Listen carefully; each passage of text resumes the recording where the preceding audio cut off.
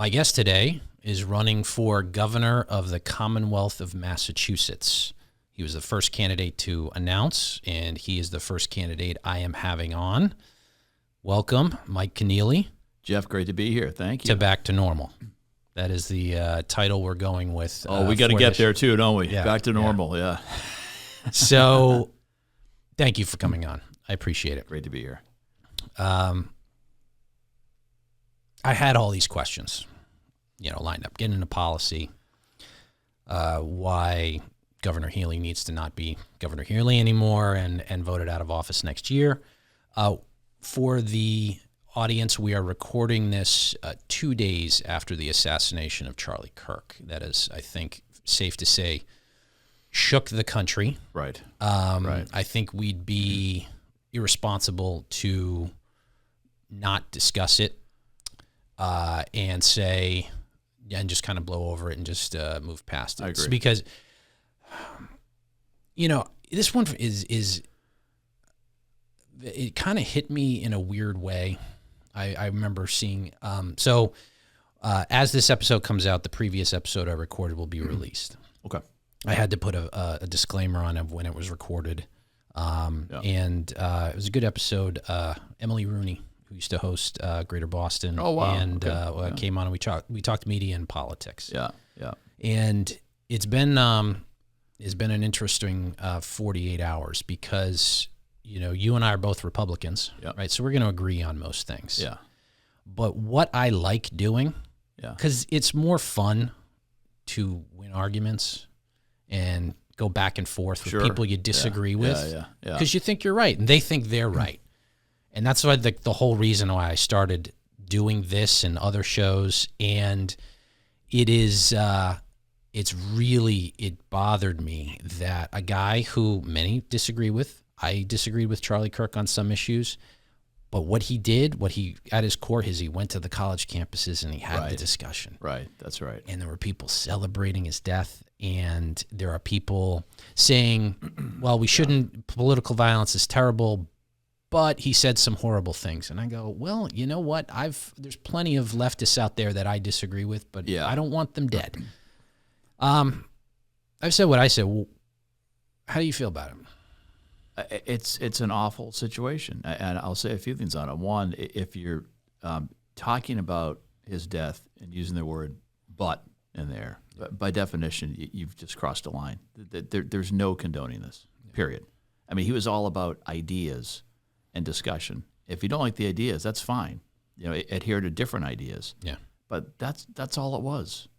Ideas, discussion, debate on college campuses where free inquiry and debate should be just by definition what happens.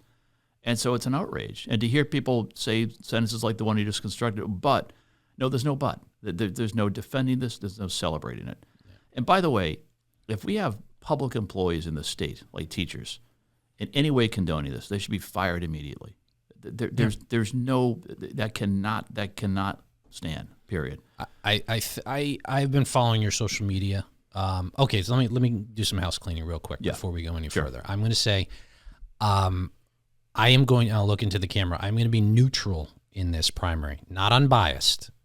Difference. I will have my opinion on the various things, but I am going to be neutral and play it fair. There will be there's other candidates who I'm going to be inviting on, but every candidate will get a fair hearing and a fair form. So I'm not coming at this from any point of privilege towards your campaign or any other campaign. Fair enough.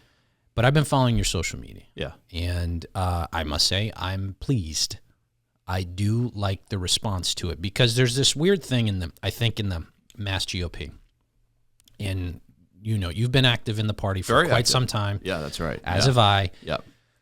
Where there's this inkling to hold back and go, well, let's just stick to taxes and economic policy and, economic growth, and that's our wheelhouse, and all this firestorm of all these different issues are swirling about us, and we have to sort of like hunker down in this lane. And I'm pleased to say that I think that I've clearly seen an affirmative message of what is acceptable in our political culture and what is not acceptable. Yeah, fair enough, Jeff. I'm not going to totally accept the premise of what you said. However, it's important to talk more. We should, as a party, talk about fiscal and economic issues and government reform and a pro-growth agenda. That is very much in the wheelhouse of the party. However, there's a whole set of other issues around our culture and our politics we ought to be very vocal on. And this is one of them. I mean, this is abhorrent what happened. We should say that. I look at issues like, well, there's a variety of other issues we can get into, but we should speak out on things like this and not just be a party that's about economics, as important as that is. I'm glad to hear you say that. If you're pushing back, well, look, I hope you can lead the charge, because this is something that you're going to be facing. And I'll use the phrasing for all candidates when you get elected governor, and I'll use that for any other of your competition. When you get elected governor, you're going to have to deal with our federal representation, the president in D.C. It can't happen in a vacuum, right? I think we're too far gone, and what I've seen straight from Maura Healey, and we'll get into some of her statements in a minute. Yeah, what we've seen is a nonstop drumbeat of deflection, blaming the president for the problems that we have. And what that says to me is there is, one, a lack of accountability on her part, where she won't take responsibility for what's going on in the Commonwealth.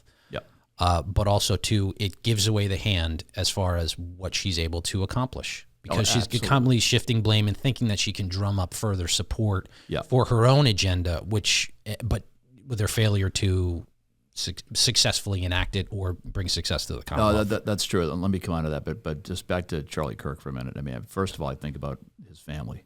Yeah. And I'm a father, been married for almost 27 years now, 3 kids. I mean, I cannot imagine the pain that family must be going through right now. So that was my first thought. Yeah. But secondly, he was a person about ideas and dialogue, and that should always be celebrated. And it's an awful, awful situation. On the issue of speaking about values and the culture, I think political leaders should do that. I mean, the governor is the CEO of the executive branch of state government. So by definition, there's a lot to talk about in terms of the performance of the government, the economy, the budget, programs, things like that. But on issues like this that speak to our politics and our culture and our ability or lack of ability sometimes to communicate with each other, I think a leader should speak out on that. So that's why I did that. And I feel very strongly about it. And some other issues as well, maybe we'll get into that are more, we'll call them cultural issues versus just economic issues. In terms of Governor Healey, as you've alluded to, it's been a constant drumbeat of opposition to the president. And that is not helpful for Massachusetts. That the governor should seek to work with anybody that can help move the state forward. And you have to have a relationship with the president. And we've been saying for some time now in our campaign, when things happen out of Washington that she doesn't like, she must tell her team, go get me on MSNBC. I want to go on TV and talk about it. Yeah, well, we're going to play some clips in a little bit of her doing just that. If something happened in Washington, D.C. that I didn't like when I was governor, I'd tell my team, go get me on a plane and go down and work with people. And so I'm looking at someone who I think is trying to raise their – I don't want to impugn someone's motives, but it appears – that what she's doing could only serve a national political ambition, that it's not about moving the state forward. I'd agree with that assessment. I think her biggest disappointment right now is that, that Kamala Harris wasn't elected president so she could be the attorney general for it was real letdown on election night, because then she'd actually have to try to attempt to govern the Commonwealth. Those are my words, not Mike's. Like I said, I'm not going to be neutral. I'm going to be neutral. I appreciate that the governor's responsible. Any governor's responsible for their track record running state government, period. Right. And that's what you ought to be talking about. Correct. That's what I'm talking about. Correct. So I remember when Governor Baker ran a while back, he ran with Richard Tisay as his lieutenant governor. So I remember 2010. I was 2010. Okay. So do you know what one of the most famous things Richard Tisay ever said? He said it's easier. Because Richard Tisay's gay. Yes. And he said it's easier to be gay in Massachusetts than it is a Republican. And so I applaud anybody that. I'm a big fan of Richard's, by the way. He's a great guy. Yeah, he is a great guy. Yeah. But he, in some respects, he's correct, because to bring it back a little bit to Charlie Kirk, what I liked about him was that he was willing to engage the other side. Absolutely. And let me say this to the folks at home. I'll look into the camera right now. I want liberals and progressives to come onto this show. You have an open invitation if you've got a point of view, because I want to discuss why you think you're right and why I think I'm right, because that's how we move the ball forward. That's it. That's right. And when we can do that, but where I see the hesitation on their end is because they lose a lot of arguments. Because you're a Republican. I guess what I'm getting down to is like, why are we Republicans? I'm a Republican because I believe what our party stands for is correct. Democrats are the same way. Yeah. But we resolve that. Even Bernie Sanders came out with a statement saying we resolve that by words and dialogue and debate. Yeah, right. And we get there. Yeah. So why to walk me through, I'll give you the open form and I won't interrupt at all. Yeah. Because we're going back and forth a little bit. Yeah. Why are you a Republican in Massachusetts? Why are you running for governor? Yeah. What are you going to do when you get elected? Well, in terms of why I'm running, I love Massachusetts and I love public service. Okay. And I, at the age of 45, left behind a successful career in business to pursue public service in Massachusetts for the rest of my career. That was about a dozen years ago. And I thought at the time, I want to have the biggest impact I can have on the state. I love the state. I love politics and policy, and I want to get in the mix, if you will, and try to have an impact. And I thought at the time that if I stuck with this long enough and found great people to work with and great challenges to take on, I could have a big impact in the state and have a great kind of second career in public service. And so for me, my last dozen years have been 2 years working on the turnaround of the Lawrence Public Schools, the worst performing school district in Massachusetts. I went from a nearly $5 billion private equity partnership in Boston to Lawrence Public Schools and joined the team there to turn around the school district. And we did things there like cut the size of the bureaucracy by 40% and put the dollars in the classroom and introduced a whole set of innovative programs, brought the parents and teachers and community members together, and increased the graduation rate from 52% to 72%. I said I wouldn't interrupt. I'm going to lie. Sorry. You mentioned a point. Cut the bureaucracy. Yeah. Maybe this is the advantage to a format like this. We can sort of peel that apart. Because I haven't heard that as much. I actually heard it a little bit, something similar from the mayoral election down in New York City from one of the candidates running against Mamdani. Yeah. The bureaucracy now Yeah. that we see in public education. Oh, yeah. With the dollars, the dollars spent per pupil across the Commonwealth is, if you break out per pupil, we're close to $30,000 across the board for each and every student, yet test scores are going down. Yes. And we hear from Democrats, well, we just need more money. We've been hearing that for decades, but yet the results aren't yielding that out. And they've gotten it, by the way. Well, okay, so but we're not getting the results. We're not getting the results. No. Now, I think there might be some other cultural aspects, the invention of the phone, advent of the smartphone, distractions like that. I mean, you have the COVID period for learning loss. Okay, that's all real, but you cut the bureaucracy in Lawrence. Walk me through 40%. See, that's the number I like to hear. It's a big number. Okay, so what was there that didn't need to be there? Why did it operate better than what? So when we got there, we assumed that there was not going to be a lot more money coming in. Okay. And so we said, how can we? And this gets back to kind of why I'm Republican too, by the way. Okay, is I think Republicans generally have more of a mindset around safeguarding the use of public dollars. Much more fiscally conservative, focus on government reform, not more money. Yeah. And I'm happy to talk about my role as a cabinet secretary, taking the same approach to that work. But we looked at it and said, we're going to assume there's not a lot more money coming in, and we want to get the best outcomes for kids that we can. So let's make sure every dollar we have is actually driving academic performance for the kids in Lawrence. Yeah. And so you go through the org chart line by line and say, which of these positions, which of these dollars is actually serving that purpose. And in our view, 60% wasn't, 40% wasn't. And so we cut the 40% and literally redeployed those dollars into the classroom. Yeah. All right. And did a lot of other things as well. But when you think about a jump in the high school graduation rate from 52% to 72% in 2 years, those investments paid off. And so, and one thing I've thought about now as a candidate for governor is, okay, we got 351 cities and towns. I think we have 340-something school districts. How much money in total is tied up in these central office bureaucracies? I think it's a heck of a lot of money. Yeah, I would speculate a massive amount. And this is the stuff I wanted to get to, because I think I won't call it a ideological philosophy. It's more of a governing philosophy. It's a governing. So there's right. I agree with that. Yeah. The governing philosophy behind liberals, even centrist Democrats, is more is better. Spend, spend, spend. Create a committee.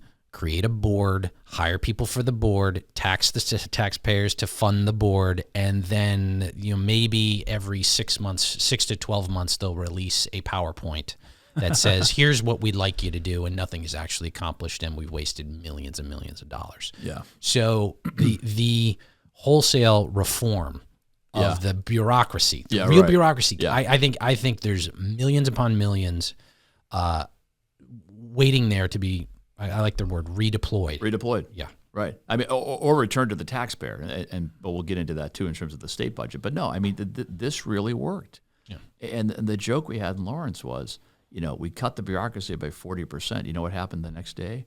Nothing. I mean, in terms of right. I mean, these dollars are better spent in the classroom. So we did that. And we the notion that I can go on and on with this all day in terms of education. The notion that financial inputs equal educational outputs is a complete misnomer.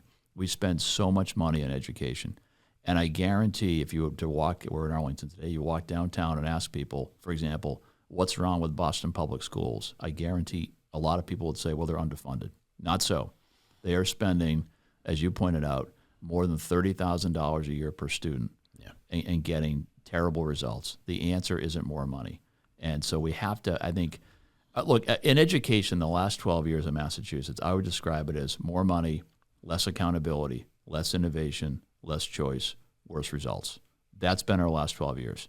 And we got to get off that. And it drives me crazy when people say we're number one in public education. We still technically are, but our kids' test scores have been at a 12-year decline. Yeah, and it's been that way for the past few years. We're seeing the scores drop across the country. And there, I don't think it's purely a administrative factor. Like I said, I think there's other factors at play, distractions, and there's been more movement. I think there's a bill in the. There's a bill on Beacon Hill. I'll just say that to ban cell phones in the classroom. Yeah. I think that's a bipartisan. I think it's a good idea. Yeah. Yeah. I think it's a good idea. And we should get to that point. I think it's important that we do dive into the detail of it. This is why formats like this. Yeah. Right. Yeah. But the problem I think you're going to face is that when you cut the bureaucracy by 40%. Yeah. You're going to get accused of defunding schools, of cutting the budget for the schools. We're going to get into some of the dishonesty because I think there's this undercurrent of the mindset and the governing mindset of Democrats where it's like, well, if you reform, you're cutting, and cutting is bad, and you want to hurt people, and it's incumbent upon new media to counter that message. Sure. Good candidates that can come forward and make the affirmative case, but get that message out there because you're not going to get any help from the enablers of other let's say other outlets. What would be your response when you're going to inevitably get some of this pushback? That's going to be a lie. It's going to be dishonest in its nature. How are you going to handle that? Well, I point to the results. I mean, first of all, I'm a candidate who's done this already. Okay, I've got the longest track record in public service of anybody in this race of delivering on a government reform and pro-growth agenda for the people of Massachusetts for a dozen years. I point to the results, and the results are inarguable. We cut the bureaucracy by 40%. Look at the results we got, right? I could look at my time as a cabinet secretary, restructuring state agencies, consolidating programs. You've got to take that approach, and the results are there. So no, you're right that there may be an argument always against cutting budgets and reforming things, but look, in education, it's got to be about one thing, which is the outcomes for the kids, and that's it. In public service, generally, it's got to be about outcomes, not spending. So that's the approach we got to take. I look at a state budget now that this year is over $60 billion, and a dozen years ago it was $30 billion. And it'd be a fun exercise to say, what happened if a dozen years ago we asked people, would you like to double the size of state government? I think the answer would have been no. But that's where we've gotten, and we got there year by year by year by year by year. And it's time for someone to say, no, we have to get off that What train. was it like? Because I remember reading this. What was it like even 3 or 4 years ago? Well, I know. I'm sure you know it. I know from I I know it's doubled in a dozen years. I know from 2018 to now, it's up by 50%. Yeah. Okay. So it's these are increases, by the way, that are in excess of the growth of incomes in Massachusetts. Well, this is So. what I don't think. We're going to play some clips, like I said, in a little bit of Governor Healey talking about investments, which is mainly spending, right? So spending of tax dollars.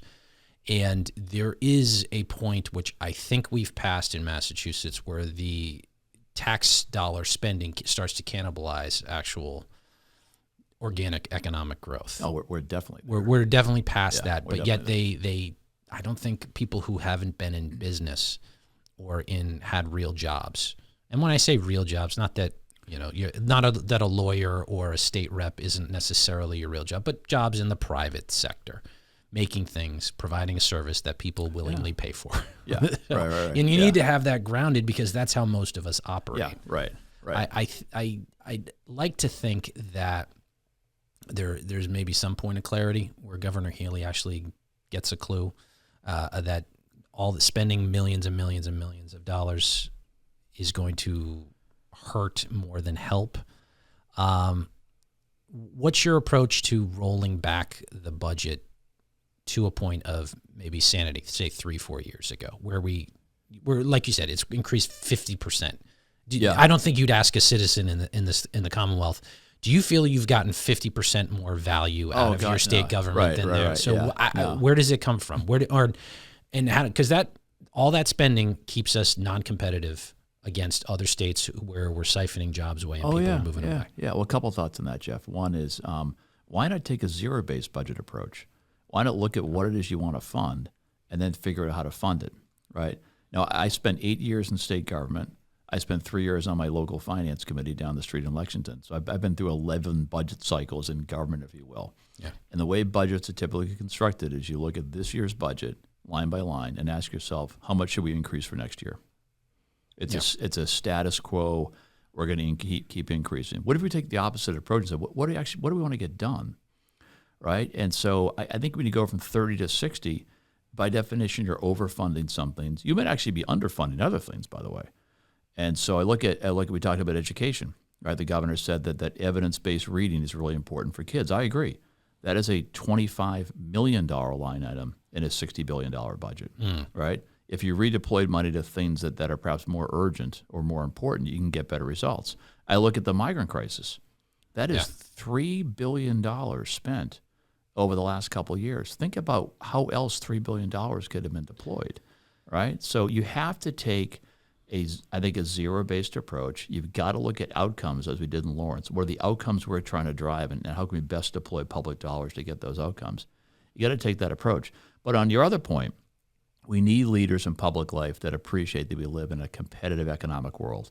And one thing I talk about is 19 years in private equity, traveling to 40 states, meeting with 1,000 CEOs, helping to lead a firm that invested in 100 companies nationwide. That gave me a sense for a couple of things. One is we are truly a special place to live. I love the state. But secondly, we're not alone. There's a lot of places in this country to make a living and build a life, and you've got to have a competitive mindset. And that's what's lacking on Beacon Hill. I think not enough of our leaders, including the governor, have lived in the competitive economy, right? I think that was what I was alluding to before. Yeah. It's like if you have some cushy government job or you've run for office your whole professional existence, you don't have a foot in reality of what most people are going through. Yeah, I mean, people can invest $1 in Massachusetts, or they can invest $1 in Texas or Florida. We live in globally competitive capital markets. We live in a world where people can live and work where they want. We live in a world where people running big companies can add net new jobs in Massachusetts or somewhere else. But you got to have the competitive mindset. And if you have that mindset, it's going to make you think awfully hard about budgets and taxes and regulation and cost of living. And the idea that if you want to have the kind of state we want to have have competitive policies, and we're a long way from that right now. Yeah. Let's get to some of that. Okay. I'm going to pull up, let's see here. Give me a second. Yeah. So I'm going to pull up some clips. I think, what this one, I'm going to pull up. Maura Healey was on Bloomberg recently. I'll go to this angle here. So, I'm going to play this a little bit. Hopefully I have all of it. Let's let it rip. And you can actually, if you want me to pause at any time, just say pause. Okay. All right. Okay.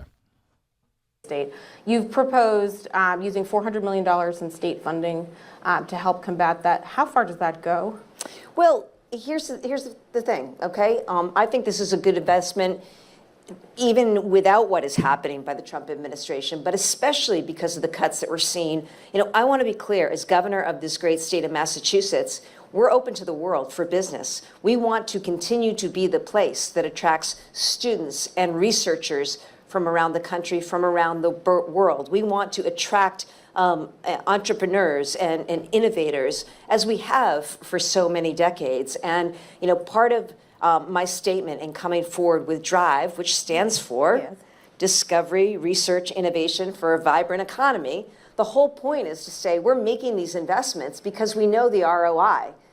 We've seen it in life sciences, and that's why we're not just #1 in the country, we are the global hub for life sciences. And when you think about climate technology or applied AI, or even, you know, further work that we can do in life sciences, these are the kinds of investments that we need to make. So that's $400 million in state funding that we hope to leverage with additional funding from, you know, I'm a big believer. Yes, I'm a team player and public-private partnership. You know, that. Public-private partnership. Interesting concept. So there's a few things there. $400 million of taxpayer dollars into.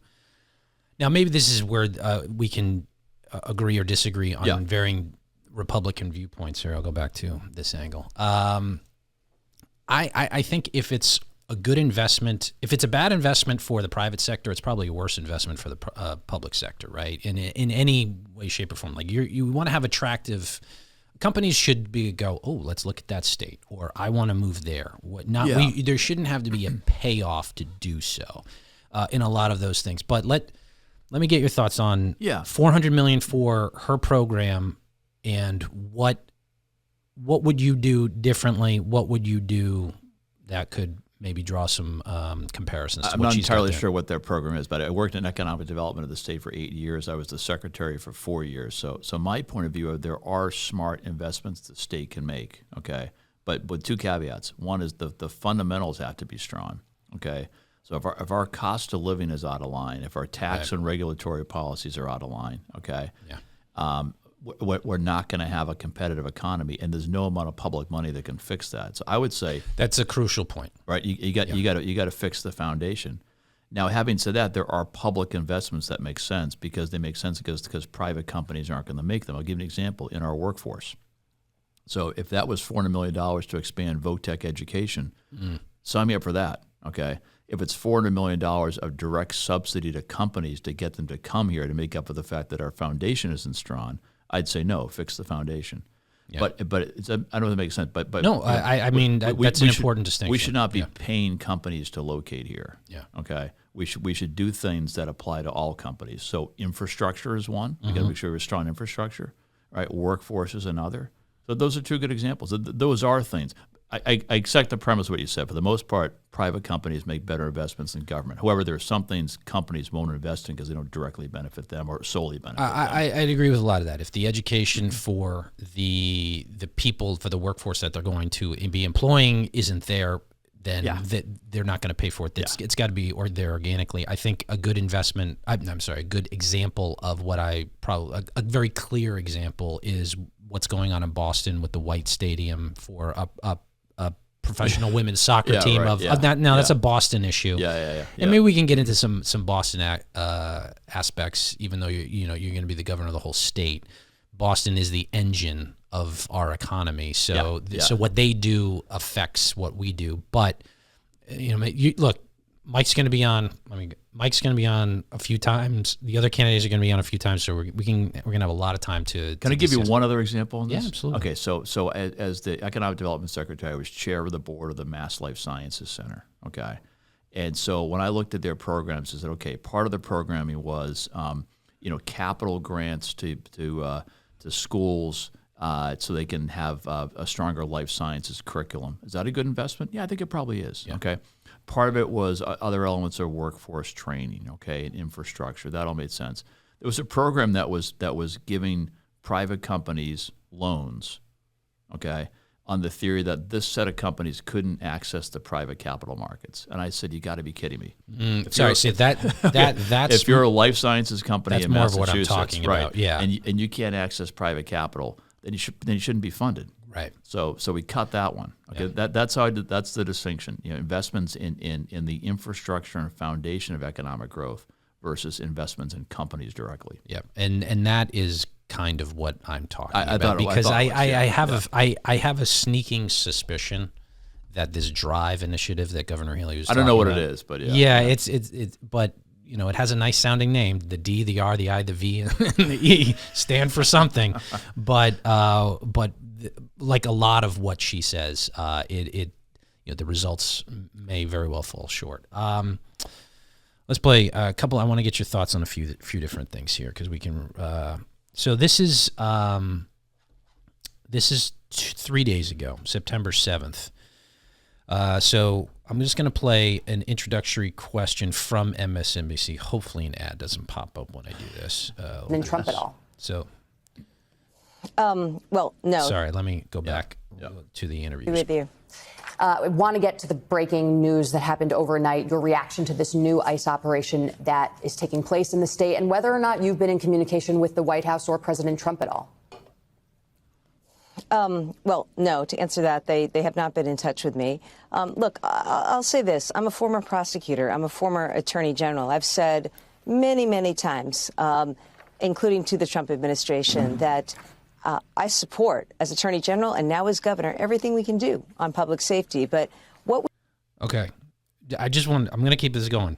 Yeah. She supports everything we can do on public safety. Everything. No. But, and I'm just going to let this roll for another second. we have seen from ICE and from the administration really isn't about public safety. It's about political theater. It's about a political power grab and an attempt to intimidate. Massachusetts is not a sanctuary state. And here's what's really happening. It's happening here in Massachusetts, and it's been happening elsewhere. We've seen construction workers, nannies, landscapers, healthcare aides. These are the people who are being taken in these huge numbers, taken away from their families. And, it is not the kind of effort that Donald Trump said it was about. But again, this is about show. It's about a show of force. It's about political theater. It's the same reason you see National Guard now on streets and cities in America. It's just not right. It's not helpful to public safety. It undermines the efforts of local law enforcement. And you're taking Guards people who have really important missions to do on behalf of the American people away from those missions, all to be part of some political theater. So she said a lot, and I can go back to any clips you wanna cover there. But I look at that, and there's a few more things I have queued up for you. But I look at that and I say, well, one, I mean, technically there hasn't been a law passed that says Massachusetts is a sanctuary state, but it is a de facto sanctuary state because I think the Lund decision. I was going to go there. Right. Yeah. So, well, go ahead. All right. So let's tell folks what the Lund decision is and why she's being dishonest in her representation of what's taking place, because there's a real theme here, and I'm gonna maybe the audience will get the gist of it over these few clips. There's an intense amount of dishonesty that she's undertaking here. So a couple of things. In terms of whether or not we're a sanctuary state, I point to three statements the governor's made over the course of time. Years ago, she said she's proud of her sanctuary status. A couple years ago, said she's not sure what sanctuary means, and recently said we're not a sanctuary state. Now, if anybody can make sense of those three statements, please explain it to me. But leaders have got to speak clearly, and that's an example of a leader not speaking clearly. In terms of whether or not we are a sanctuary state, we are at least a de facto sanctuary state.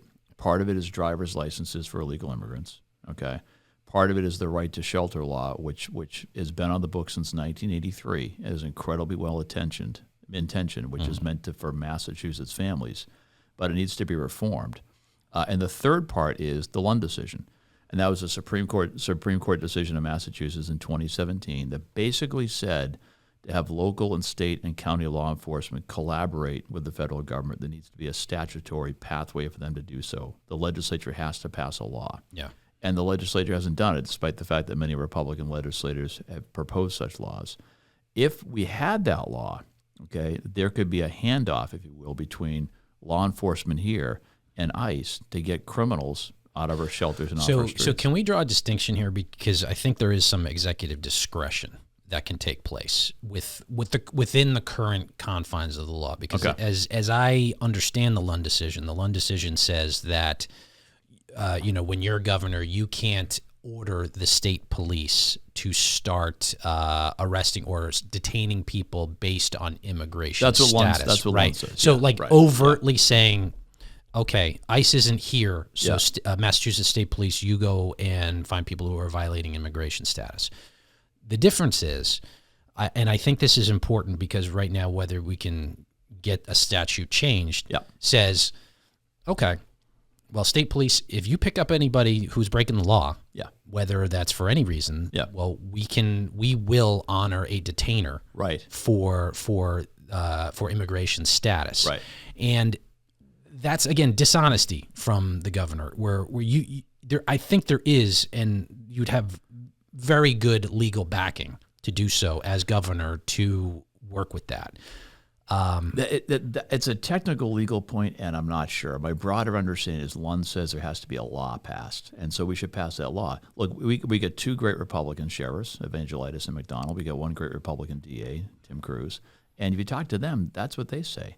And so, for example, there's scenarios where someone gets arrested, okay, they're here illegally, and they're allowed to be held for a period of time, okay? And when that period of time ends, they've got to be released, right? What can't happen now is that someone can't call ICE and say, we've got this person, we're going to hold them for an extra hour or even 2 hours and come pick them up. That would make a lot of, that's common sense, I think. If we have someone who's broken the law here, who's here illegally, that ICE has a detainer on them, there ought to be that level of collaboration. All it would take is to pass a law to do so.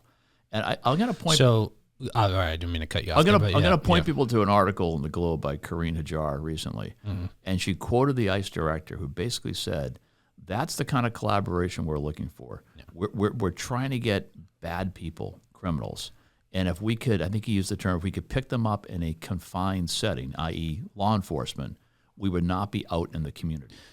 This is an important, and a very good distinction. So two aspects on that. Yeah. One, the governor, Healey, has been silent and inactive in moving the law to clarify Lund forward. That's right. Which we could do, but there's been no initiative on her end to make that I've seen to make that happen. Right. So you would affirm, because it would mean that there's a whole host of political consequences, but practical consequences. She's not willing to put the safety of the citizens of Massachusetts forward by amending that law, by saying affirmatively, okay, the police across the Commonwealth can and should work with local law enforcement and federal authorities to do so. And that's important because obviously you're saying you put forward that law immediately when elected, which is good. She's not doing it now. Right. So that's a deficit right there. Right. And the second part, to the ICE director's point, they're going out into the communities now directly. Yeah. Because of this. So it's all generated from her policy that she won't do. And I think that really needs to be known through everybody watching, listening at home, that this still goes back to somebody who is the chief executive and in charge and falling way, way short. It's about taking a practical, non-ideological approach to the job. She's saying she doesn't want ICE in our communities. The ICE director is saying, we don't want to be doing that. We want to go after bad people. Help us do that. Yeah. And it would just take a simple law to do so. That's my understanding of it. So why can't we get out of our ideological box and say, let's have a law that lets us accomplish something that seemingly both sides want to accomplish? That's governing. That's responsibility.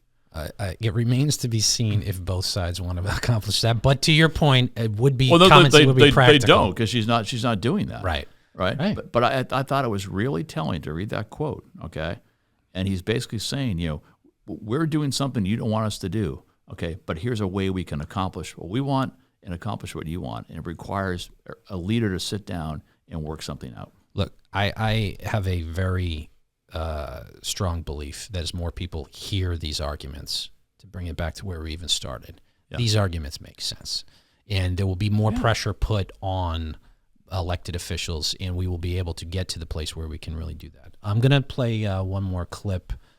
I think it's because we covered. All right, so we covered the other ones. This is a clipped one. I'm only going to play a portion of it, but it's important because again, it leads to the theme of dishonesty that we're getting from Healey back and forth. I am very focused on lowering costs for residents, for businesses. That includes energy costs. One thing we don't need is energy supply to our region cut off. And unfortunately, that's what we're seeing by the Trump administration. Remember, I stopped 2 gas pipelines from coming into this state. You've seen that clip before. I have, yeah. But I like to react in real time, and that's a famous one, and it's obviously going to be in campaign ads next year, regardless, because this is the ridiculous amount of dishonesty that this person engages in on a daily basis, trying to no pun intended, gaslight, right, for natural gas, but just gaslight us that it's somebody else's fault. It's not. We have direct responsibility, and the unseriousness of people like this in politics, it irritates me to no end. But we got the gas bill. I have gas at my house. Like it's gone through the roof. Gone through the roof. It's gone through the roof, and it has affected millions of ratepayers all across the Commonwealth. And she's just like, no, Trump. I'm baffled by it. Well, no, I'm not baffled by it, but I'm more angered by it. Look, we just need sensible energy policy. And I think, if the governor has bragged about shutting down natural gas pipelines, that is not helpful, to say the least. Supply and demand is undefeated. You want lower costs, bring in more supply, right? And so part of it is we need more supply of energy. Part of it is we have to get rid of this net zero by 2050 thing. Right, which just adds all these charges to our bills, right, and causes all these mandates about what kind of cars and trucks to drive and maybe how many miles we can drive and how to heat our homes. We got to get out of that business. Yeah, we need an energy policy, not a climate agenda. And I did see that clip, and I thought, oh, gosh, come on. She said years ago she shut down natural gas pipelines, and she's proud of it. And that is not helpful for the people of Massachusetts. In terms of blaming Washington generally, the way I've thought about this is, look, nothing in the last 6 months, has made us 50th among the 50 states in housing affordability. Nothing in federal policy in 6 months caused that. Nothing out of Washington in the last 6 months has caused us to be 50th out of 50 states in job creation in the last 2 years, or caused our energy costs to be 50% higher than the national average. So again, leaders should be held accountable and should view themselves as accountable for outcomes. Yep. And the things I mentioned in terms of affordability and our economy, those are the result of state policy mistakes. And let's own up to that and correct them, versus try to go blame somebody else. What are you going to do in your first 100 days? Oh gosh, across all subject matters? Yeah, let her rip. Well, I launched the campaign. I said, look, I want to have 3 main themes that the campaign's anchored around: a government we can believe in, a state we all can afford to live in, and a great future for everybody. Okay, so in the first part, a government we could believe in could do a number of things. It could manage a crisis. Okay, so day one, we've got to declare we're not a sanctuary state. We've got to reform right to shelter. We have to get rid of sanctuary-like policies, and we've got to manage the spending associated with this migrant crisis. That we're still spending a lot of money on it. It's been shifted. Well, it's been shifted from hotels to the home-based program. So day one, there's a lot to do around the migrant crisis. Fiscal responsibility, day one, is having people comb through the budget line by line and say we went from 30 to 60. Right? What is the right size budget for the state, and where should we invest in those areas? And with that, look at cutting taxes. The reason why people in her administration propose new taxes like candy and prescription drugs and reducing charitable deductions and higher taxes at the local level and taxes on cable boxes is that they feel empowered to do so. But again, if a governor speaks clearly and says no new taxes, in fact, we're going to cut taxes, that's setting a tone day one for sure. Another day one item around government credibility, if you will, is demanding the audit of the legislature. Now, 72% of the voters in Massachusetts says the auditor should audit the state legislature. And the whole Beacon Hill establishment is basically saying, we don't care what you said. So the governor, again, should speak clearly and say, no, we need the audit to happen. And the final piece of sort of a government we could have faith in, and a day one agenda for me, is around the public records laws. My office would be subject to public records laws day one. I think Governor Healey promised the most transparent governor's office in history. We're a long way from that one. But that's a day one agenda around one of our campaign platforms. The others will take more time. I mean, having a greater affordability means realistic strategies around housing production, energy cost, taxes we talked about, small business costs. You walk the main streets and downtowns in Massachusetts, as I did as the Economic Development Secretary. Small businesses say it's not affordable to live here and operate here due to taxes and regulation and energy costs and health insurance costs and unemployment insurance costs. There's a lot there. And I'll wrap up here with this one. Day one, I want to convene the best minds in the state, which may be some of the best minds in the world, around a realistic, actionable, outcomes-driven strategy for education. We need that. We don't have it today. Governor Healey's managing our decline in public education, not moving us forward. So it's going to be a busy day one and a busy 4 years. That's the way I look at it. Well, good. We need an executive to do it. You know, I think right now we have an activist in the corner office, and I think there's a difference. And by the way, this is all me saying it, not Mike. So take those opinions as they're said. I just there's a constant refrain of blame, unaccountability, shifting responsibilities to somebody else without saying what they're actually going to do to lay out those things. You know, we're there's a lot of issues we can cover. We can get into. We got the news of the day. You know, kind of preempted some of the earlier conversation. But what I'm going to say, I'm going to have all the governor candidates on several times. I will do it fairly, neutrally, to make sure that is that takes place, because it is critical that we take back the corner office, and I'm going to help everybody to do so. Anything else you want to add before we wrap up? Well, Jeff, I would say it is critical we have new leadership in the corner office, okay? And in my view, I'm the only Republican that could actually unseat an incumbent Democratic governor. And I say that because what I'll bring to the office is a 19-year career in business, building companies and creating jobs, but also 12 years full-time in public service to the people of Massachusetts, 2 years working on the turnaround of the Lawrence schools, 8 years in state government, including 4 years as a cabinet secretary, 2 years in nonprofit leadership with Boys and Girls Clubs of Boston. That's 12 years of high-impact public service to the state. And the voters of the state, who are now strong majority independent for a small minority Republican, those voters are not going to get rid of an incumbent unless they're convinced the person they're going to replace her with can do the job day one. And I'm the only person who can make that case, that I've got the public service track record delivering for the people of Massachusetts on pro-growth economic policies that helped the state add 230,000 jobs when I was in office, and a government reform agenda in education and lots of other areas. I know I can do the job day one. I can convince the voters of that as well. I don't think anybody else can. There you have it. All right. Mike will be back for looking forward to it for deeper dives into policy and all those things. Bit of a different episode for this one, that we started out, but there will be many more to come.